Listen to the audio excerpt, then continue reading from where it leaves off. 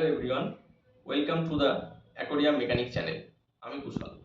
আজ অ্যাকোরিয়াম সংক্রান্ত কিছু গুরুত্বপূর্ণ বিষয়ে আপনাদের সাথে আলোচনা করব।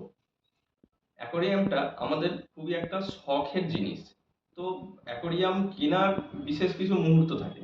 যেমন ধরুন, আপনি হঠাৎ করে একটা অ্যাকোরিয়াম নিয়ে এলেন, বা আপনার আগে থেকে কোনো পূর্ব পরিকল্পনা আছে একটা নতুন অ্যাকোরিয়াম নেওয়ার। তো হঠাৎ করে নিয়ে আসুন বা পূর্ব পরিকল্পনাই থাকুক না কেন, সবসময় আপনাদের অ্যাকোরিয়ামটা বাড়িতে আনার পূর্বে কিছু বিষয় সম্বন্ধে আপনাদের ধারণা থাকা উচিত। সেইগুলি আমি এক এক করে পয়েন্ট বাই পয়েন্ট বলবো। পয়েন্ট নাম্বার ওয়ান, আপনি অ্যাকোরিয়ামটা কোথায় রাখবেন? আপনার বাড়ির লোকেশন। প্রথমত আপনি একটা বাড়িতে যেখানে অ্যাকোরিয়ামটা রাখবেন সেই জায়গার একটা লোকেশন ফিক্সড করুন। আপনার লোকেশন ফিক্সড হয়ে গেল। 2 নম্বর পয়েন্ট, আপনি অ্যাকোরিয়ামটা কোথায় রাখবেন? কোথায় রাখবেন মানে আপনি অ্যাকোরিয়ামটা কিসের ওপর রাখবেন? আপনার হতে পারে একটা টেবিল, হতে পারে বা একটা স্ট্যান্ড হতে পারে। তো এই টেবিল বা স্ট্যান্ডে অ্যাকোরিয়াম রাখার ক্ষেত্রে যে জিনিসটি আপনাকে মাথায় রাখতে হবে, অ্যাকোরিয়ামের যে লোড মানে অ্যাকোরিয়ামের যে ভার, সেটি আপনার ওই স্ট্যান্ড বা আপনার ওই টেবিলটি বহন করতে সক্ষম কিনা। যদি বহন করতে সক্ষম হয় তাহলে অবশ্যই ওই টেবিল বা স্ট্যান্ডের উপর আপনি অ্যাকোরিয়ামটা রাখতে পারেন। কারণ অ্যাকোরিয়াম আমি যদি মাটিতে রাখি তাহলে অ্যাকোরিয়ামের সেই যে লুকসটা ফুটে উঠবে না। অ্যাকোরিয়াম সবসময় আমাকে একটা আই লেভেলে লাগবে, খুব ভালো হয়। তো আপনার টেবিল হয়ে গেল। তৃতীয় পয়েন্ট, আপনার ইলেকট্রিক। আপনাকে একটা অ্যাকোরিয়াম রাখতে গেলে আগে একটা ইলেকট্রিকের পয়েন্ট বা ইলেকট্রিকের সুইচ বোর্ড, আপনাকে একটা ইলেকট্রিকের সাপ্লাইয়ের ব্যবস্থা করতে হবে। ইলেকট্রিক সাপ্লাইয়ের ব্যবস্থা কেন করব? কারণ আপনার যখন অ্যাকোরিয়ামটা চলবে সেখানে ফিল্টার আছে, লাইট আছে, বা এই ধরনের আরও কিছু ইলেকট্রিক বা ইলেকট্রনিক্স জিনিস আছে যেগুলো সক্রিয় করতে গেলে আপনাকে একটা ইলেকট্রিক সাপ্লাই দিতে হবে। তো আপনি প্রথমে আপনার জায়গা পছন্দ করুন। দ্বিতীয়ত কিসের উপর রাখবেন সেইটি পছন্দ করুন। তৃতীয়ত আপনাকে একটা ইলেকট্রিক সুইচ বোর্ডের ব্যবস্থা করুন। সেই সুইচ বোর্ডটা হতে পারে 6 অ্যাম্পিয়ারের, 3 থেকে 4টে হয়তো আপনি প্লাগ পয়েন্ট করলেন। সেইগুলো আগে আপনি রেডি করলেন। রেডি করার পর আপনি গেলেন দোকানে অ্যাকোরিয়াম কিনতে। কিন্তু না, প্রথমেই দোকানে যাবেন না। প্রথমে আপনি একটু নিজে পড়াশোনা করুন, নিজে একটু স্টাডি করুন। গুগল থেকে হতে পারে বা বিভিন্ন ধরনের চ্যানেল থেকে বা আমার নিজস্ব চ্যানেল থেকে আপনি দেখতে পারেন যে আপনি কি মাছ আনতে চাচ্ছেন, কি মাছ আপনার পছন্দ। সেই মাছটি আনার জন্য কত বড় ট্যাঙ্ক লাগবে, কতটা ওয়াটার কোয়ালিটির, কতটা ভলিউমের ওয়াটার কোয়ালিটি লাগবে, কি ফিল্টারেশন লাগবে ওই মাছটি রাখার জন্য বা ওই মাছগুলি রাখার জন্য। তো প্রথমত আপনি একটা স্টাডি করলেন। আমি সাপোজ ধরছি আপনি একটা গোল্ডফিশ, আপনার খুব পছন্দের একটা মাছ, আমাদের সবারই পছন্দের একটা মাছ হচ্ছে গোল্ডফিশ। আপনি হয়তো চাইলেন যে আপনি গোল্ডফিশ কিনবেন। তো গোল্ডফিশের জন্য মিনিমাম 2 ফুটের একটা অ্যাকোরিয়াম লাগে। তো আপনি একটা প্ল্যান করলেন 2 ফুটের অ্যাকোরিয়াম। 2 ফুটের অ্যাকোরিয়াম আপনি দোকানে গেলেন, দোকানে গিয়ে 2 ফুটের একটা অ্যাকোরিয়াম আপনার দেখে পছন্দ হলো।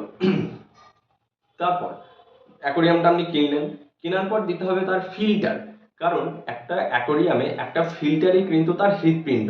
ফিল্টার যদি না থাকে বা ফিল্টারের মধ্যে ফিল্টার মিডিয়া যদি না থাকে তাহলে কিন্তু আপনি কোনোদিনই আপনার সাকসেসফুলি আপনার গোল্ডফিশের হবিটা আপনি কন্টিনিউ করতে পারবেন না।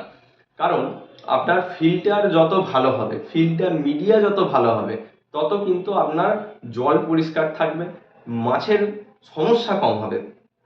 তো এইবার এই ক্ষেত্রে আপনি ক্যানিস্টার ফিল্টার, যদি আপনার বাজেট থাকে ক্যানিস্টার ফিল্টার বা hang on back canister filter বা টপ ফিল্টার, এই ধরনের ফিল্টারেশন আপনি ইউজ করতে পারেন।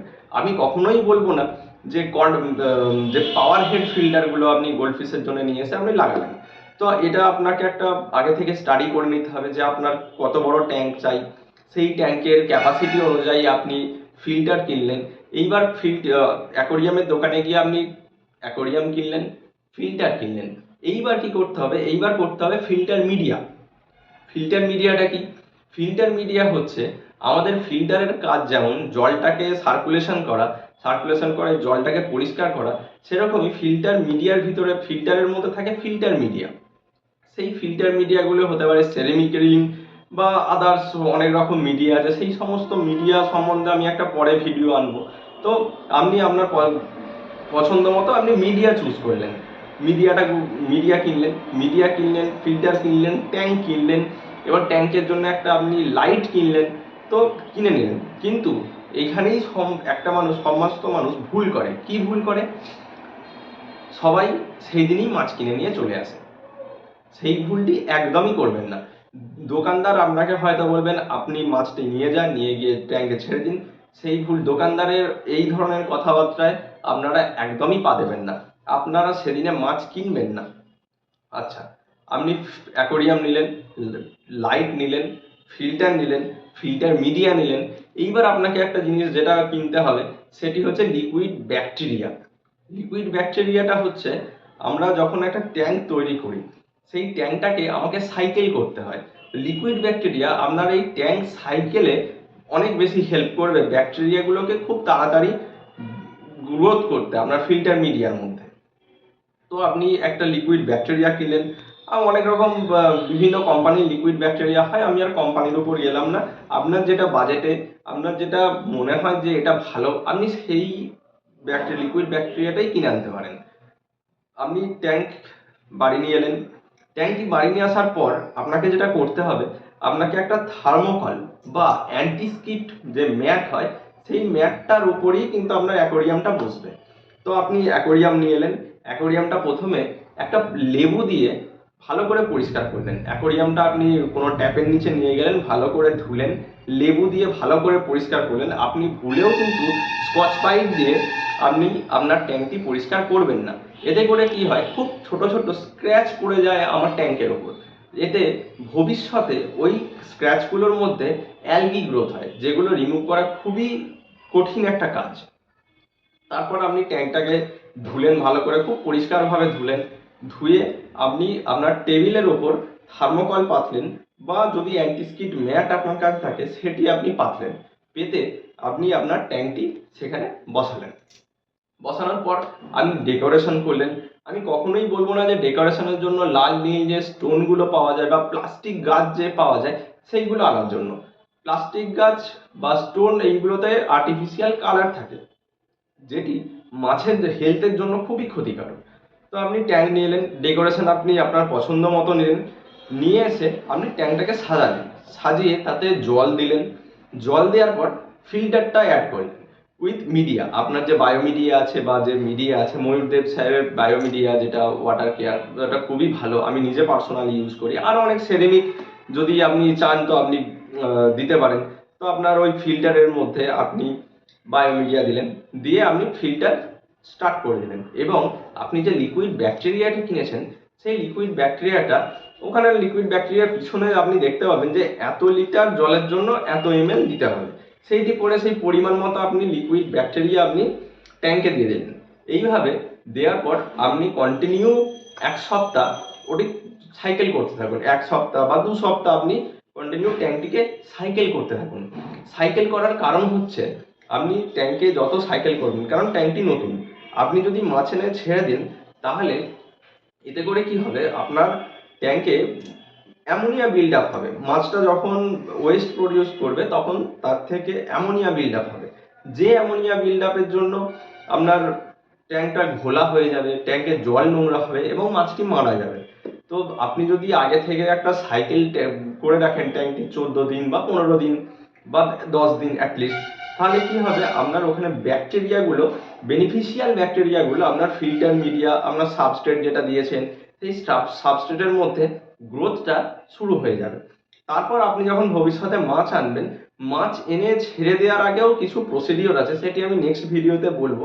তো আপনি তারপরে যখন মাছটি কিনে এনে ছাড়বেন, সেই মাছটি হ্যাপিলি এবং অনেক দিন যাবৎ আপনার সাথে থাকবে। তো যেহেতু মাছ নিয়ে আসি আমরা আমাদের ফ্যামিলি মেম্বার হিসাবে, তো তাদের টেক কেয়ার করাটাও সম্পূর্ণ আমাদেরই দায়িত্ব। তো এই ছোট ছোট পয়েন্টগুলো যদি আপনারা মাথায় রেখে দোকানে যান, তাহলে আপনাদের কিন্তু হবিটা খুবই সুন্দর হবে। তো ভিডিওটা শেষ করার আগে আমি পয়েন্টগুলো এক এক করে বলে দিই, একটা জিস্ট মতো। পয়েন্ট নাম্বার 1, আপনি আপনার বাড়ির লোকেশন ফিক্স করুন। পয়েন্ট নাম্বার 2, যে আপনি কিসের উপর আপনি অ্যাকোয়ারিয়ামটা রাখবেন সেটি ঠিক করুন। টেবিল বা হতে পারে সেটি স্ট্যান্ড, সেটি আপনি ঠিক করুন। তৃতীয়ত, আপনি কি মাছ আনবেন তার জন্য পড়াশোনা করুন। সেই মাছটি রাখার জন্য কত লিটার জলের প্রয়োজন সেটি আপনি একটু দেখে দেখে নিন। চতুর্থ, আপনি দোকানে গেলেন, দোকানে গিয়ে ট্যাঙ্ক কিনলেন, আপনি ফিল্টার আর ফিল্টার মিডিয়া এই দুটো জিনিস কিন্তু অবশ্যই আপনার লাগবে। ফিল্টার বলতে আমি কিন্তু পাওয়ার হেডের কথা বলছি না, আমি ফিল্টার বলতে যেটা বুঝি সেটা হতে পারে একটা টপ ফিল্টার, হতে পারে একটা হ্যাঙ্গন ম্যাক ফিল্টার, বা হ্যাঙ্গন ম্যাক ক্যানিস্টার ফিল্টার, বা ক্যানিস্টার ফিল্টার। আমি কোনোদিনই পাওয়ার হেডকে আমি ফিল্টার হিসাবে মান্যতা দিই না। তো আপনি ওটা নিয়ে এলেন, আপনি একটা ওই ফিল্টারের সাথে ভালো ফিল্টার মিডিয়া স্পঞ্জ নিয়ে এলেন। তো আপনি ফিল্টার মিডিয়াগুলো দিয়ে আপনি অ্যাকোয়ারিয়ামটা স্টার্ট করে দিন।